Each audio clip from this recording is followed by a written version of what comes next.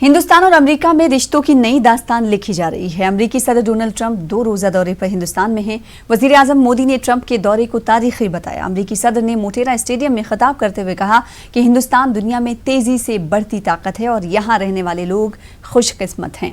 हिंदुस्तान की जमहूरियत पूरी दुनिया के लिए मिसाल है। वजीर आजम मोदी ने इस मौके पर सदर ट्रंप का शुक्रिया अदा किया और उम्मीद जाहिर की कि आने वाले दिनों में हिंद अमेरिका दोस्ती और परवान चढ़ेगी।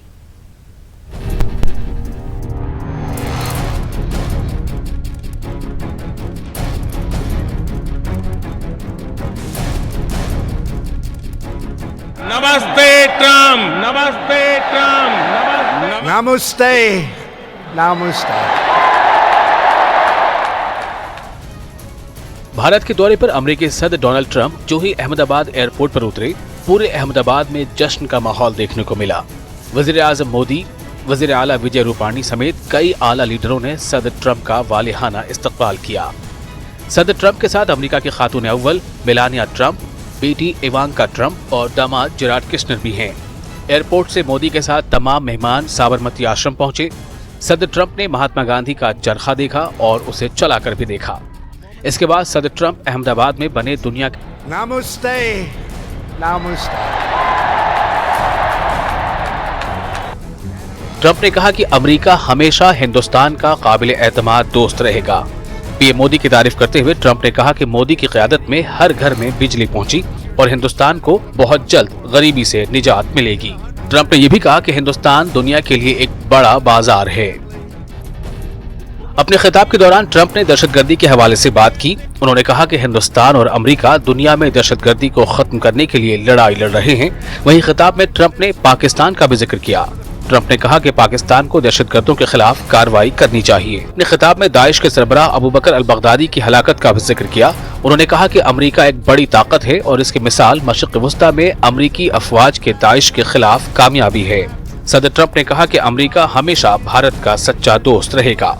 उन्होंने भारतीय आवाम की भी तारीफ की और कहा कि दुनिया को भारत की कामयाबी पर फख्र है। सदर ट्रंप ने पीएम मोदी की भी काफी तारीफ की और कहा कि जिंदगी में इतनी दुश्वारियों के बावजूद मोदी कामयाब हैं। कि एक साल में बॉलीवुड तकरीबन 2000 फिल्में दे रहा है।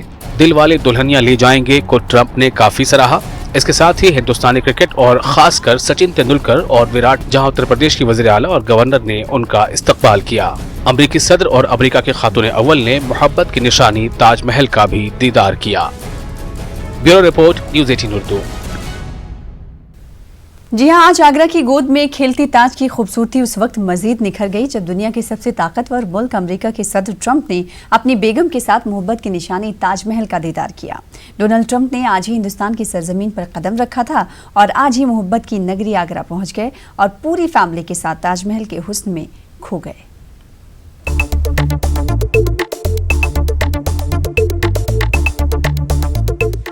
मोहब्बत की नगरी, ताज देखने की चाह और इश्क की निशानी के दीदार के बाद वाह तो आम है, लेकिन अगर इस दुनिया का सबसे ताकतवर शख्स ताज के दीदार को 7 समंदर पार से आए तो यकीनन खुश आइंद है। 2 दिनों के हिंदुस्तान दौरे पर आए अमेरिकी सदर डोनाल्ड ट्रंप का आगरा एयरपोर्ट पर वजीर आला उत्तर प्रदेश योगी आदित्यनाथ और UP governor Anandi Ben Patel ने वालिहाना इस्तकबाल किया।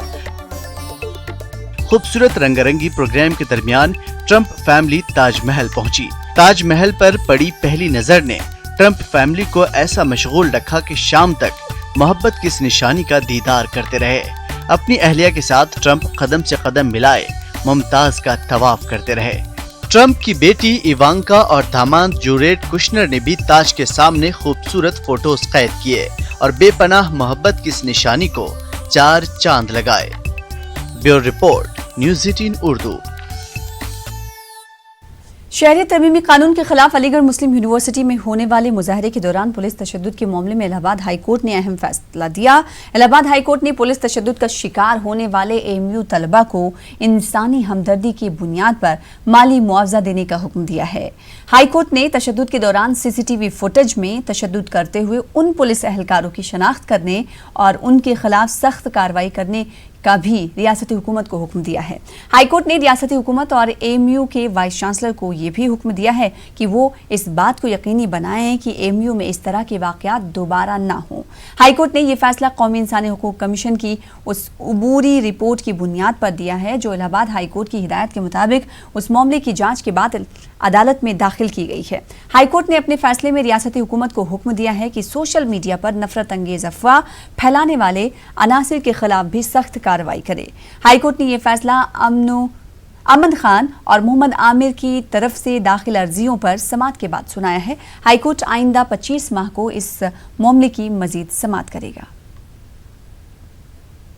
नेशनल ह्यूमन राइट कमीशन ने एक 6 मेंबर की कमेटी बनाई और जांच की, और ये बहुत महत्वपूर्ण है जो नेशनल ह्यूमन राइट कमीशन ने उत्तर प्रदेश सरकार को आदेशित किया। पहले तो जो सीरियसली इंजर्ड, जो गंभीर रूप से घायल विद्यार्थी हैं, 6 विद्यार्थी, उनको मुआवजा देने की बात कही।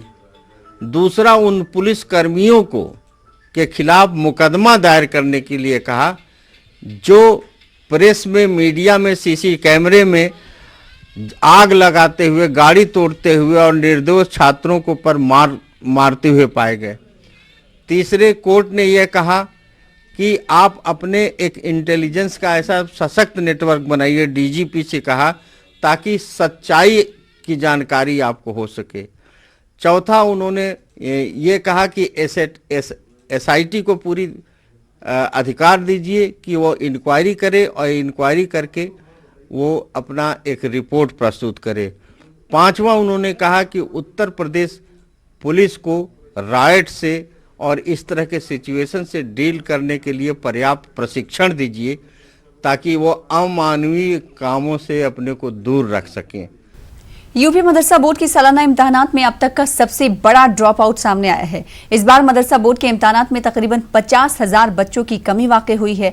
8 बरस पहले मदरसा बोर्ड से इम्तिहान देने वाले बच्चों की तादाद 5 लाख से तजावुज कर गई थी, लेकिन इस बार ये तादाद गिरकर सिर्फ 1,80,000 रह गई है।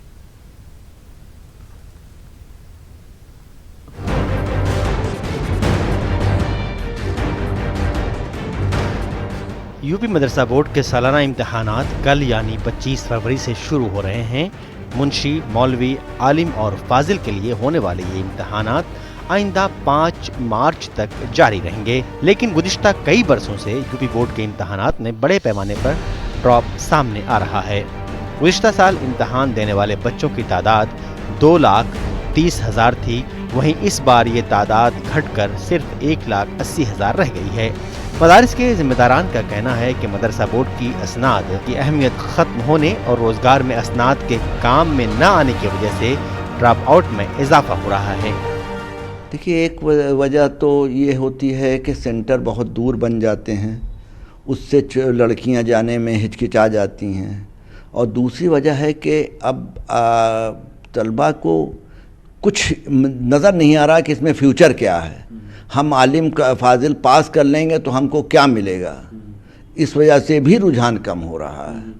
पहले एक उम्मीद थी लोगों के, पर मदरसे आएंगे, 8 पे आ रहे हैं, 8 पे आएंगे तो कुछ टीचर रखे जाएंगे तो उसमें हम भी हो सकते हैं, तो इस वजह से कोशिश में लगे रहते थे। अब वो चीज़ नहीं दिख रही उनको, अब फ्यूचर में नहीं दिख रहा कि हाँ रोज़गार से जुड़ेगा। जो चीज़ रोज़गार से नहीं जुड़ती, जाहिर बात है धीरे धीरे लोगों का रुझान कम हो जाता है। गर्चे मदरसा बोर्ड की असनाद हाई स्कूल और इंटरमीडिएट के मसावी तस्लीम की गई हैं, ताहम मदरसा बोर्ड से इम्तहान देने वालों की तादाद में हर साल गिरावट दर्ज की जा रही है। गर्चे मदरसा बोर्ड के इम्तहानात में ड्रॉप आउट का सिलसिला गुज़िश्ता कई बरसों से जारी है, लेकिन इस बार मदरसा बोर्ड के इम्तहानात में सबसे कम बच्चे शरीक हो रहे हैं। कापी जांचने वाला भी कापी नहीं जांचता है। यूपी मदरसा बोर्ड के इम्तहानात देने वालों में एक बड़ी तादाद प्राइवेट इम्तहान देने वाले तलबा व तालिबात की भी होती है। रियासत के इमदाद याफ्ता दीनी मदारिस का इल्ज़ाम है कि प्राइवेट इम्तहान देने वाले बच्चों की वजह से तालीम का मेयार काफ़ी गिर गया है। क्योंकि प्राइवेट इम्तहान देने वाले बच्चों को किसी मदरसे का तालिब इल्म होना ज़रूरी नहीं है। ऐसे में ये बच्चे सिर्फ ज़ाती तौर पर इम्तहान की तैयारी करते हैं और उसमें कामयाब भी हो जाते हैं। न्यूज़ 18 उर्दू के लिए इलाहाबाद से मुश्ताक आमिर की रिपोर्ट। उत्तर प्रदेश में कल से यूपी मदरसा तालीमी बोर्ड के इम्तहानात की शुरुआत हो रही है। उत्तर प्रदेश मदरसा शिक्षा परिषद के ज़रिए तमाम इंतजामात मुकम्मल कर लिए गए हैं। इम्तहान में शामिल होने वाले तलबा और तालिबात के लिए बेहतर सहूलियात के साथ इम्तहानात को साफ और शफाफ तरीके से मुकम्मल कराने के लिए इम्तहान मराकज़ पर भी बेहतर इंतजामात अंजाम देने की कोशिश की गई है। यहाँ पर करीब 8 टीचर हैं सुबह की मीटिंग में और शाम में भी इस तरह से हैं और स्टाफ तो ये हुआ, बाकी जो भी तैयारी आज पूरी कर ली जाएगी। सुबह इंशाल्लाह इम्तहान सही वक्त पर होगा। सीटिंग प्लान है, फाइल बनानी है, सारे अटेंडेंस शीट लगानी है, सारे काम करने होंगे। हमने एक तो सेटिंग प्लान जो है पूरा उसी हिसाब से खुला रखा है ताकि लोगों को परेशानी ना हो, इम्तिहान देने में कोई परेशानी ना हो। सबसे बड़ी चीज़ इसका ख्याल रखा गया है कि नकल का बिल्कुल भी उसमें ना होने पाए और हर तरफ से एक तरफ से मतलब दोनों तरफ आगे भी और पीछे भी दोनों तरफ गार्ड बैठाने का हमें वो रखा है हमने, ताकि इसका बहुत ख्याल रखा जाए।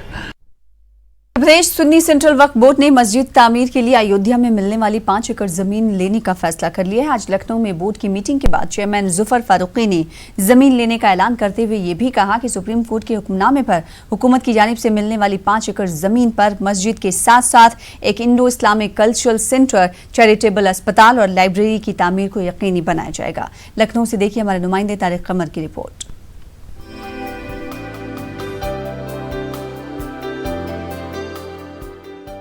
इख्तलाफात के साथ शुरू हुई बोर्ड मेंबरान की मीटिंग में बिलाखिर जमीन लेने का फैसला कर लिया गया।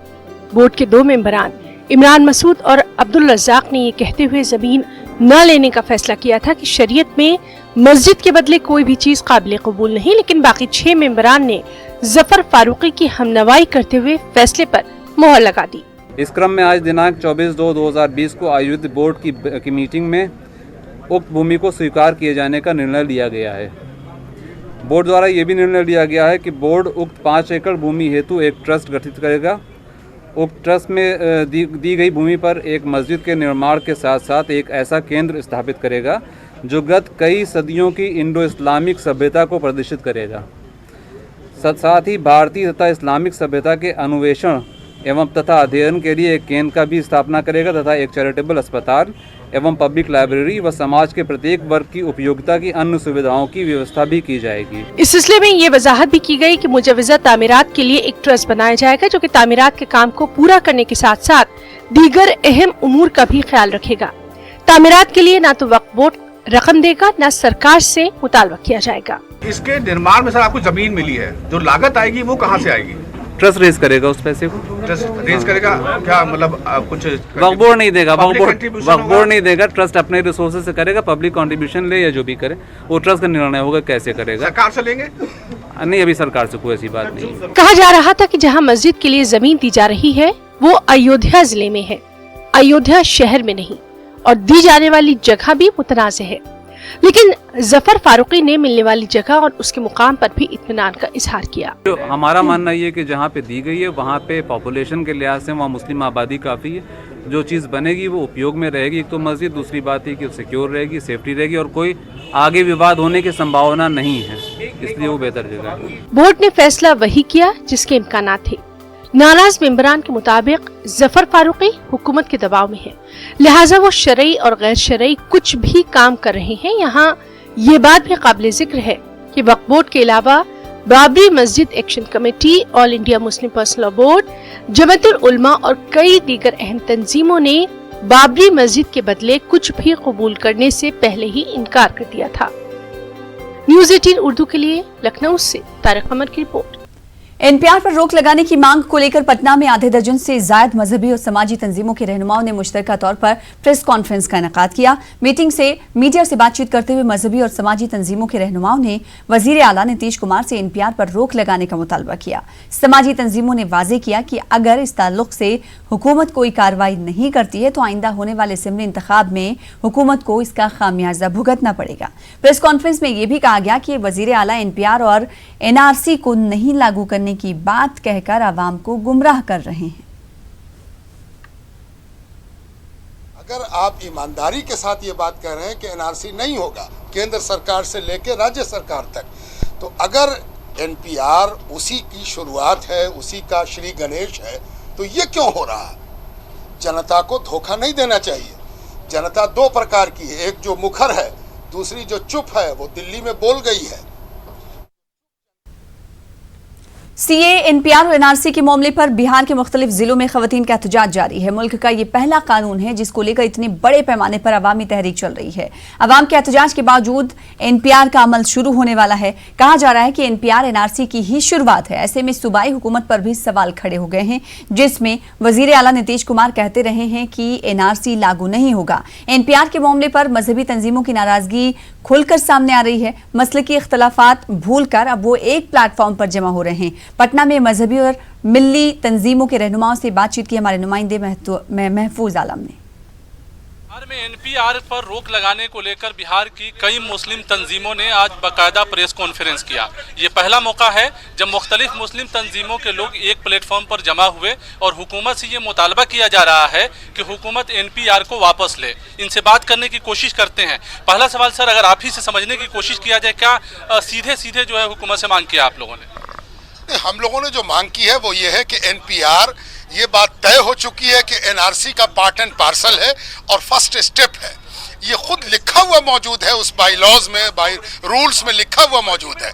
तो जब एक तरफ सरकार कहती है कि एनआरसी के बारे में अभी कोई प्रश्न नहीं है, एनआरसी नहीं करना है, एनआरसी के बारे में कोई बात नहीं हुई है, तो अगर एनपीआर उसका फर्स्ट स्टेप है तो ये करना, एनआरसी करना है। इसलिए एनपीआर नहीं होना चाहिए, इसलिए कि एनआरसी का हिस्सा है। तो यहाँ से यानी एक मैसेज देने की ये कोशिश की जा रही है हुकूमत को कि एनपीआर अगर आप लोग करेंगे तो हम लोग बाइकाट करेंगे। क्या ये बात भी यहाँ से है? तो जनता की आम आवाज़ है कि हम एनपीआर नहीं कराएंगे। आपने बार बार सुना है कि हम कागज़ नहीं दिखाएंगे के नारे लग रहे हैं। इसीलिए तो हम लोग कह रहे हैं कि जनता की आवाज़ को सरकारों को सुनना चाहिए। आप लोगों की तरफ से कोई अपील की जा रही है? हम तो कह रहे हैं कि अभी तो सबसे आगे जनता है, वो कोई कायद नहीं, लीडर नहीं, लेकिन जनता खुद कह रही है कि हम एनपीआर नहीं करवाएंगे। तो जनता की आवाज़ को सरकार को सुनना चाहिए। और हमारे मुख्यमंत्री खुद तशवीश का इजहार कर रहे हैं बार बार कि ये एनपीआर का फॉर्मेट सही नहीं है, 2010 की तरह होना चाहिए। सरकार को होना चाहिए नहीं, उनको करना चाहिए। दरभंगा में जिस तरह से वजीर आला ने कहा है कि पुराने तरीके पर एनपीआर हो, इसे आप लोग मुतमईन हैं? इत्मीनान और गैर इत्मीनान की बात की है। पहले तो यह है कि जो उन्होंने दरभंगा में कहा है उसके एतबार से नया नोटिफिकेशन जारी करें। यहाँ से लोगों को क्या मैसेज देंगे आप लोग? जो आम लोग आप लोगों को सुनना चाहता है, लोगों को क्या बताएंगे? हम लोगों को ये मैसेज देना चाहते हैं और मुस्तकिल तरीके से हम ये मैसेज दे रहे हैं कि इस काले कानून की उस वक्त तक मुखालफत करें जब तक कि वापस न ले लिया जाए। लोग एनपीआर।